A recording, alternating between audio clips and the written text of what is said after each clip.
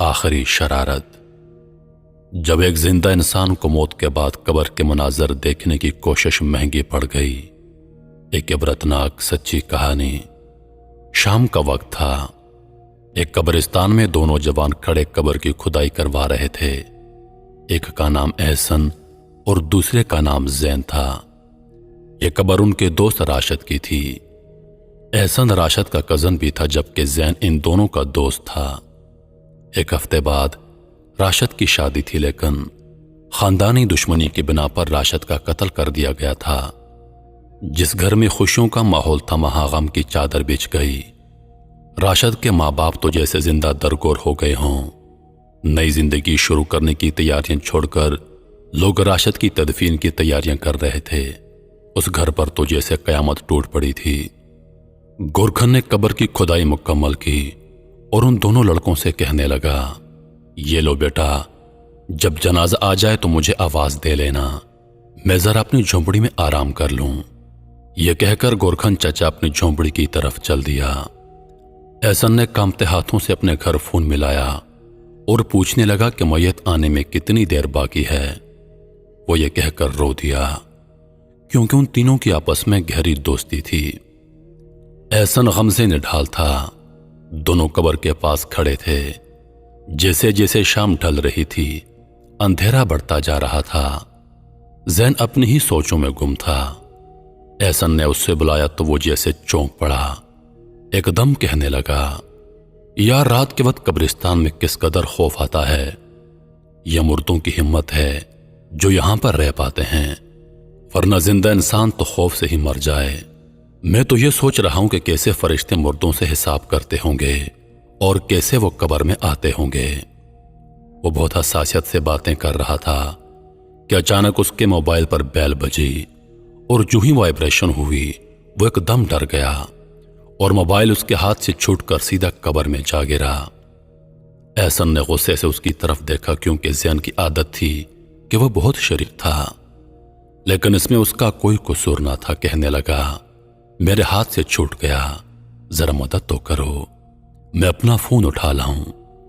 यह कहकर वो राशिद की कब्र में उतरा और अपना फोन उठाया, जो कि मट्टी से भर चुका था।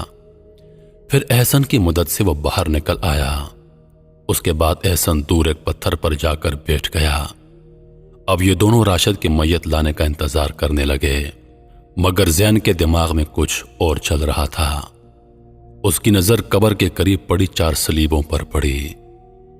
वो एहसन के करीब आया और कहने लगा, एहसन, क्या तुम ये सलीबें एक एक करके अकेले उठा सकते हो? एहसन ने कहा, हां, मगर क्यों? तब जैन ने उसे कहा, मैं थोड़ी देर के लिए राशिद की कब्र में जाऊंगा, तुम ऊपर से ये सलीबें रख देना। मैं देखना चाहता हूं कि आखिर कब्र में क्या होता है, और जब इंसान के ऊपर सलीबें रख दी जाती हैं तो क्या माहौल होता है। एहसन का उसकी बात सुनकर खौफ के मारे बुरा हाल हो गया। उसे डांटने लगा, यार, तुम यहां भी शरारत का सूझ रहे हो, तुम्हें डर नहीं लगता? और अगर इतनी देर में जनाजा आ गया और हम पकड़े गए तो सब क्या सोचेंगे कि अपने दोस्त की कब्र के साथ ऐसा मजाक कर रहे हैं।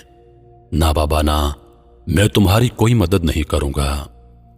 जैन ने उसे मनाना शुरू कर दिया कि बस कुछ ही देर की तो बात है। एहसन ने लाख मना किया, पर जैन कहां बास आने वाला था। कहने लगा, अच्छा, ये मेरी आखिरी शरारत होगी, इसके बाद मैं कभी कोई शरारत नहीं करूंगा, फिर तुम याद करोगे मेरी शरारतों को। जैन के इतना मनाने पर एहसन मान गया और जैन बिल्कुल बेखौफ होकर राशिद की कब्र में उतर गया और अंदर बैठ गया। उसके बाद एक एक करके एहसन ने सलीबें रखना शुरू कर दी। 3 सलीबें रखने के बाद एहसन जब चौथी सलीब लाया तो जैन कहने लगा, तुम्हारे ऊपर मट्टी ना डाल दूं? जैन ने मुस्कुराते हुए कहा, डाल दो, तुम्हें इजाजत है। उसके बाद एहसन ने चौथी सलीब कब्र पर रख दी और दूर जाकर बैठ गया।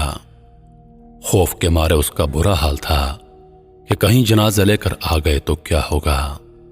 ये सोचकर वो एकदम उठा, कब्र के नजदीक गया और जैन को मैसेज किया, कहो तो अब उठा लूं सलीबें? लेकिन कोई जवाब न आया।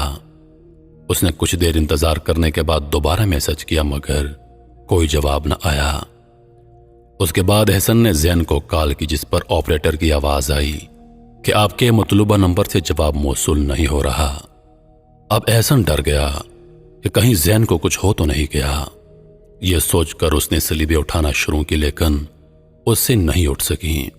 یہ وہی سلیبیں تھیں جو کچھ وقت پہلے اس نے اکیلے اٹھائی تھی، مگر اب ہلنے کا نام نہیں لے رہی تھیں۔ مارے خوف کہ وہ گھرکن چچا کی جھونپڑی کی طرف بھاگا اور انہیں ساتھ آنے کو کہا۔ جب قبر پر پہنچے تو گورکھن نے پوچھا، جنازہ تو نہیں آیا؟ تب احسن نے انہیں سارا معاملہ بتایا۔ گورکھن کے بھی ہوش اڑ گئے۔ انہوں نے جلدی جلدی سلیبیں اٹھانا شروع کی، لیکن یہ کیا، ان دونوں سے مل کر بھی سلیبیں نہیں اٹھیں۔ احسن رونے لگا۔ روتے روتے اس نے اپنے بڑے بھائی کو فون کیا اور سب کچھ بتا دیا۔ احسن کا بڑا بھائی جلدی جلدی قبرستان آ گیا۔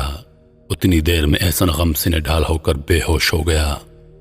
احسن کا بڑا بھائی قبرستان پہنچا اور اس نے سارے معاملے کا جائزہ لیا۔ جو کچھ گھرکن پتا تھا اسے بتا دیا۔ گھرکن کے دماغ میں بھی ہزاروں سوال تھے، پر اس وقت انہوں نے راشد کے لیے جلدی جلدی نئی قبر تیار کی۔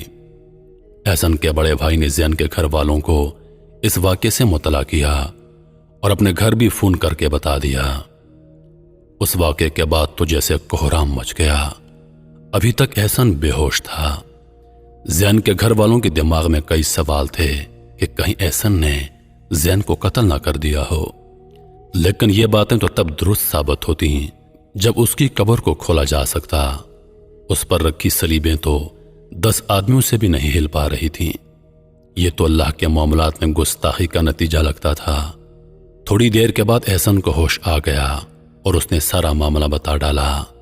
سب حیران تھے کہ یہ کیسے ممکن ہے، آخر یہ سلیبیں اٹھتی کیوں نہیں؟ زین تو بالکل صحیح سلامت تھا، پھر اچانک یہ سب کیسے ہو گیا؟ راشد کو دوسری قبر میں دفنانے کے بعد سب نے کوششیں کی کہ کسی طرح زین کی قبر کو کھولا جا سکے، مگر کچھ ممکن نہ ہو سکا۔ یہ زین کی شرارت کا عبرتناک انجام تھا۔ اس واقعے کو 1 مہینہ گزر چکا تھا، لیکن احسن کو زین کے آخری الفاظ ہر وقت یاد آتے تھے کہ یہ میری آخری شرارت ہوگی، اس کے بعد میں کوئی شرارت نہیں کروں گا، تم یاد کرو گے میری شرارتوں کو۔